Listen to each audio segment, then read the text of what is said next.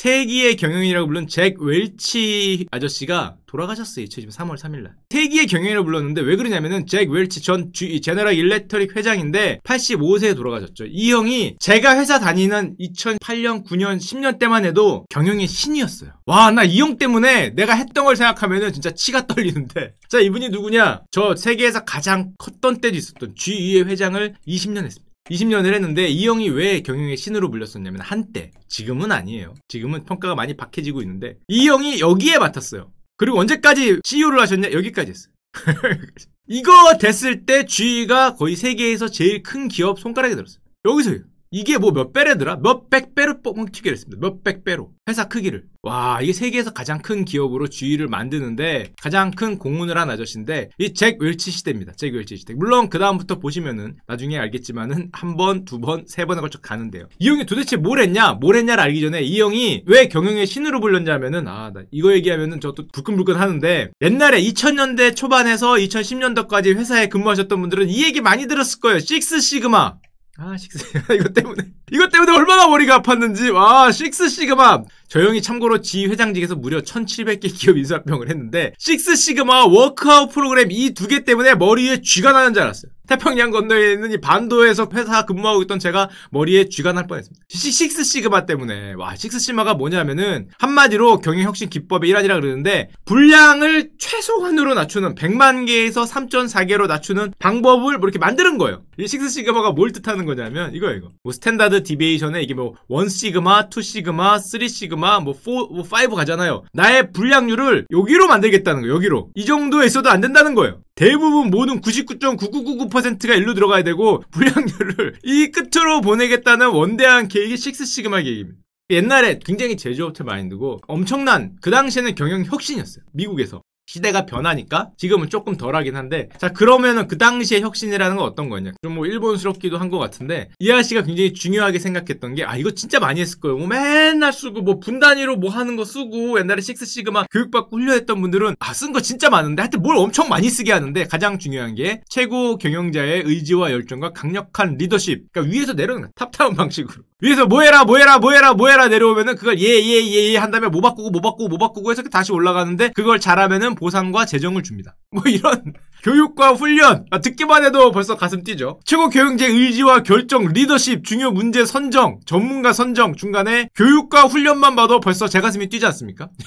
이거에서 갔어요. 이거에서 교육과 훈련 받다가 동기화 한마디로 훈련을 받은 거를 현실로 만들라는 거잖아요. 동기화. 여기서 보통 좀 가시는데 이게 뭐 나쁜 건 아니었어요. 당신은 분량이 많고 제조업이니까 뭘 많아요. 그럼 뭐 프로젝트를 전략을 만들고 프로젝트를 선정한 다음에 뭐 엔진을 하고 블랙벨트라 그래서 개선 리더를 만듭니다. 개선 리더들을 만들어서 개선 활동을 뭐 목록을 쫙 만들고 그거를 실제로 아래 내리면은 전사적으로 이 목록에 따라서도 나는 뭐 해야 되고 이런 거 만들었어요. 뭐 이런 거 만들고 뭘 이렇게 해서 이거 몇 점 해갖고 나중에 보상이 됩니다. 그러니까 뭐 듣고만 있어도 뭔가 쉽지 않을 뭐 그리고 예전에 이거 더 복잡해요. 제가 간단하게 얘기해서 그런데 뭐 이런 거 있잖아요. 옛날에 해봤잖아요. 뭐 DMI 뭐 MA DV라는 뭐 디파인하고 메저하고 분석한 다음에 뭐 개선하고 컨트롤하고 이거 디파인하고 이걸 이렇게 반복을 합니다. 이걸 하는데 나 이거 하다가 진짜 우리나라에서도 되게 많이 했어요. 예를 들면은 삼성전자, LG전자가 대표적으로 했었죠. 삼성전자가 이거 하다가 결국에는 에라이씨 하고 안 쓴다라고 일찍 접었는데 LG전자는 조금 오래 했어요. 요즘도 하고 있는지 모르겠는데 왜냐면은 제가 이걸 정확하게 알고 있는 게 저희 팀장님이자 본부장님이 LG그룹에서 오셨어요.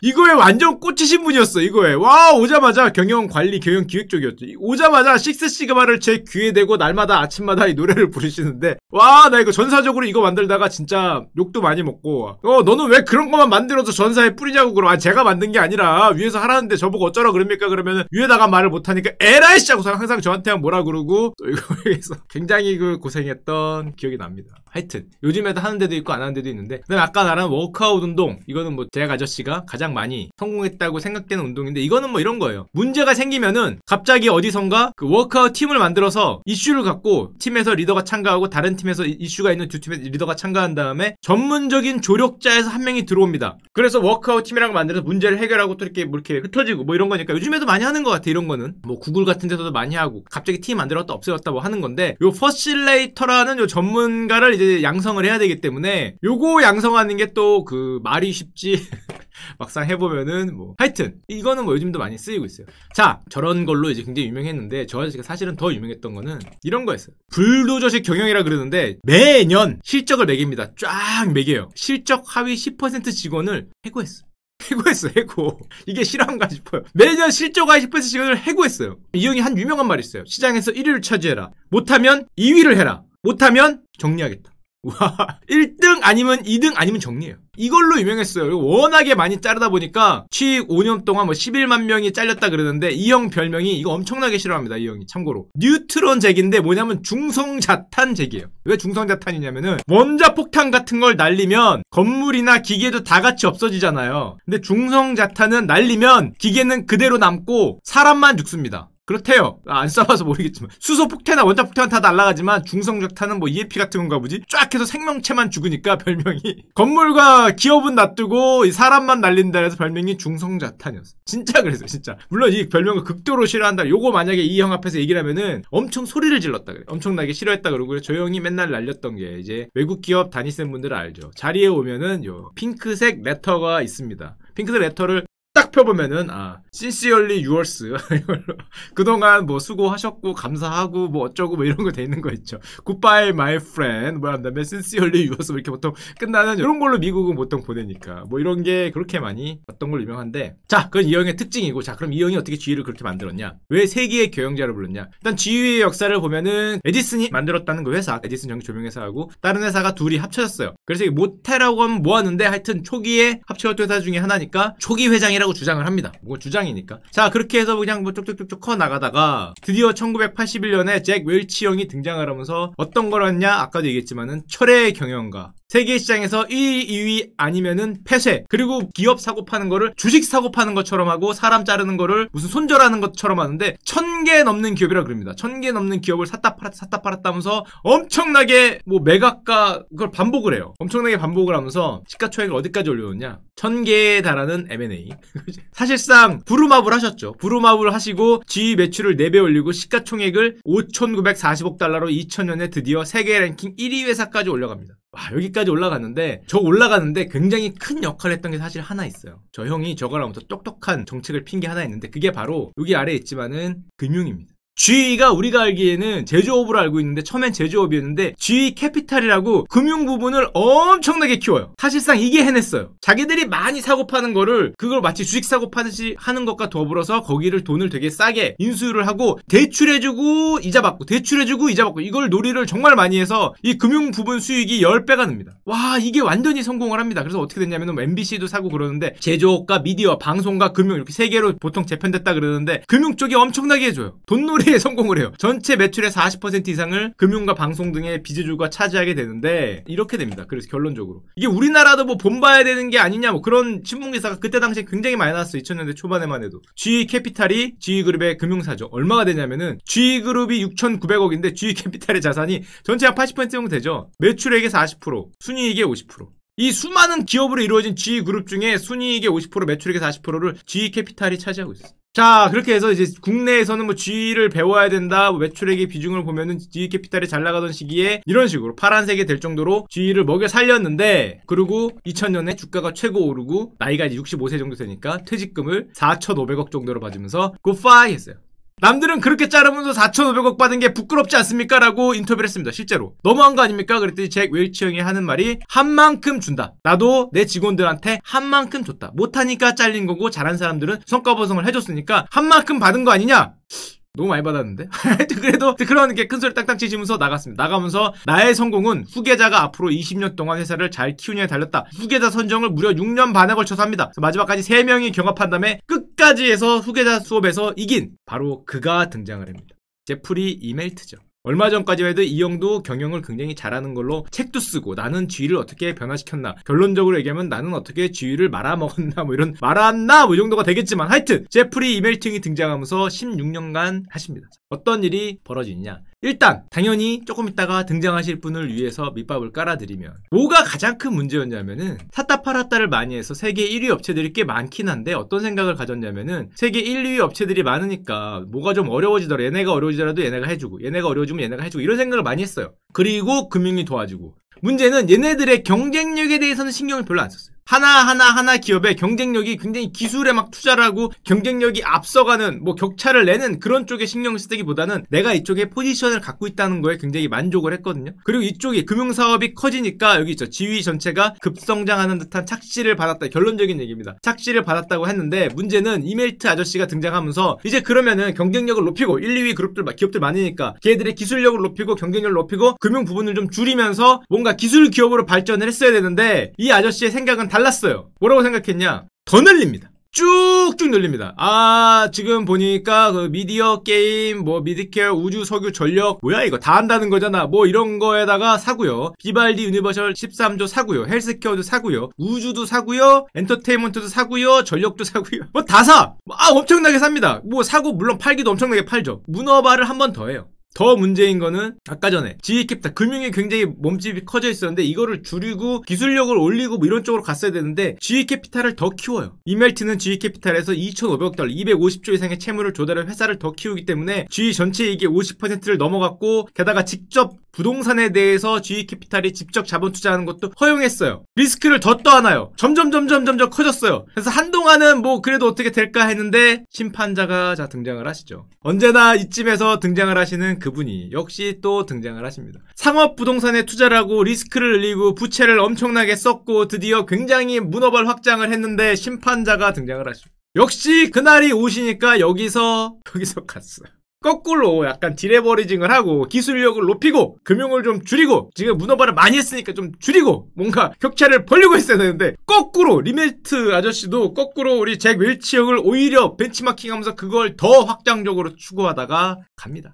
이게 뭐 보통 간 게 아니라 한 방에 가기 시작하는데 너무 기업들이 많았고 산업별로 경기 부침이 다를 때 소수의 특정 산업 부분이 전체를 이끌 수 있다고 봤는데 문제는 전체가 갔죠. 금융에서 저렇게 했기 때문에 금융이 완전히 가면서 결국에는 미국 정부한테 구제금융을 받죠. 얼마야? 1390억 달러니까 140조 넘는 돈을 보증을 받고 지금 AA 신용등급을 어떻게든 지켜라 하면서 그래도 살아날 수 있지 않는가 했는데 이때부터 10년은 구조조정의 시대입니다. 이 1980년대에서 2010년까지는 이렇게 확장 늘렸다면은 여기서 박살이 났기 때문에 이제 있는 거 팔고 구조조정의 혹독한 구조조정세가 아직까지 오고 있어요. 자, 어떻게 오고 있냐? 너무 많으니까 판 게 너무 많은데 예를 들면은 자 바로 돈 되는 거부터 유니버셜 돈 되는 거는 2009년에 바로 팔고요. 당연히 문제가 됐던 금융 부분 캐피탈 팝니다. 포기해요. 아예. 백기를 흔들고 이거 안 되겠다. 난 제조업으로 가겠다. 아예 집중하겠다. 백기를 흔드는데 문제는 이거 누가 사요? 미디어 판 것도 실수죠. 사실 지금까지 들고 있었으면 대박인데 저것도 팔아요. 물론 돈이 없었기 때문에 어쩔 수 없었어요. 금융 부분도 팔고 근데 파는데 누가 사? 그러니까 돈 되는 것만 팔고 그 돈 안 되는 보험 쪽 뭐 이런 쪽은 어쩔 수 없이 또 금융 부분을 들고 있어요. 이게 또 5년 뒤에 문제가 됩니다. 제조업만 남기고 팔겠다. 막 팔아. 이것도 팔고 저것도 팔고 오죽했으면 제조업 근본으로 돌아가자라고 하고 뭐 구조조정에 나서는데 문제는 제조업에 돌아가려고는 하지만 빚이 많으니까 파는데 가전 부분도 팔고 정부 사업도 팔고 뭐 이것도 팔고 저것도 팔고 안 되겠으니까 자 그러면은 제조업하고 같이 이번에는 소프트웨어업도 같이 하자. 그치? 안 되겠으니까 소프트웨어 기업으로 변신을 선언한다. 제조업과 이제 금융이 아니고 금융은 빼고 날리고 소프트웨어를 같이 하는데 이걸로 가자. 근데 이게 지금 대부분 날아가고 있으니까 소프트웨어로 변신을 하는데 뭐 변신이 뭐 내가 하고 싶다고 되나? 대부분 안 되죠. 또 다 팝니다. 또 줄줄이 파 에너지 뭐 항공 줄줄줄 파는데 이 와중에 그래도 워낙에 그동안 해먹은 게 있었기 때문에 체력이 있었는데 문제는 여기서 한 방을 날리는 사건이 또 발생합니다. 최후의 일격을 날리죠. 마무리 일격이 나오는데 GE가 2014년에 그 없는 와중에 알스톰이라는 프랑스 발전 설비 업체를 사요.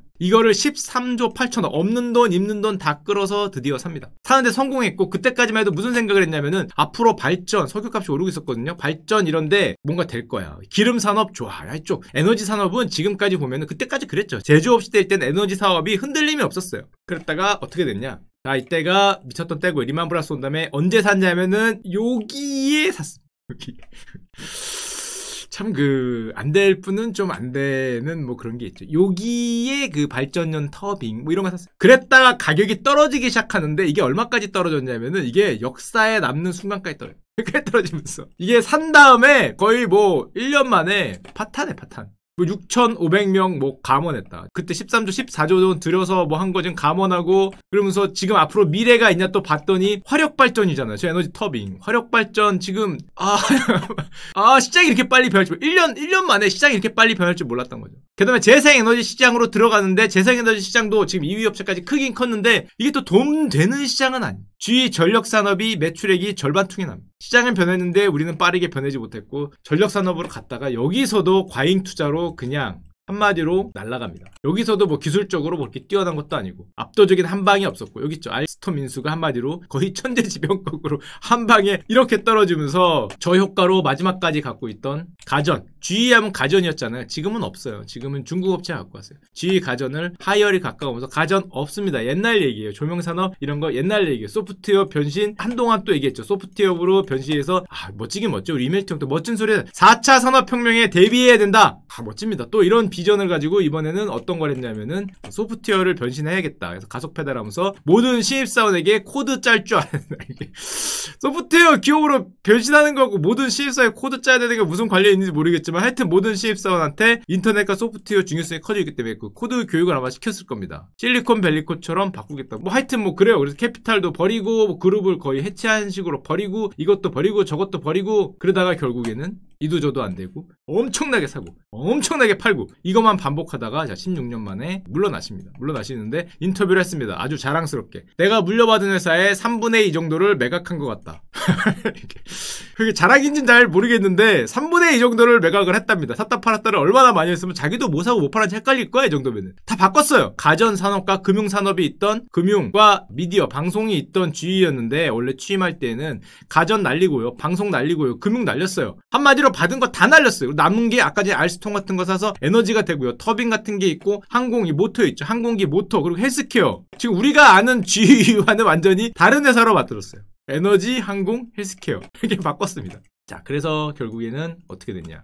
뭐 어떻게 돼요? 저 형이 나올 때쯤에는 이미 몰락이고 실적도 날아갑니다. 경영학 교과서에 실리고 했던 기업이 거의 몰락을 했는데 할 수 없이 CEO를 바꾸죠. 저 형이 그만두니까. 또 새로운 CEO 플래너리라는 형이 등장하는데 이 형이 내부에서 위로 올라와요. 근데 문제는 그 내부가 어디였냐면 사람 좋게 생기셨죠. GE 캐피탈 알스톰을 인수한 것이 그의 훈장이다. 이게 훈장이라고 생각하는 게 참 대단한데 하여튼 어려운 딜을 처리한 뭐 훈장이겠죠. 이 형이 했다가 이 형도 등장하자마자 안 되겠다. 이 GE는 그런 게 있는 것 같아. 뭐 등장만 하면은 일단 다 팝니다. 일단 등장을 하면은 또 뭔가를 팔겠다. 그래서 막 팔아요. 또 뭐 남은 게 뭐 있는지 모르겠지만 못 팔고 있었는데 문제는 안 팔린 게 있었죠. 돈 되는 건 파는데 돈이 안 된 부분이 뭐가 있었냐면은 GE 캐피탈을 팔았는데 GE 보험 분야는 못 팔았다 그랬잖아요. 그게 2018년에 터지는데 얼마가 터지냐면은 212억 우리 돈으로 22조 정도는 적립을 해야 되는데 뭐가 손실을. 왜 손실이 났냐면은 우리나라 보험업계가 어려운 거하고 똑같이 옛날에 고금리 주겠다고 약속한 게 지금 저금리 되니까 이거 다 마이너스 잡히잖아요. 그래서 손실이 나니까 손실이 이게 최후의 한 방이 터지면서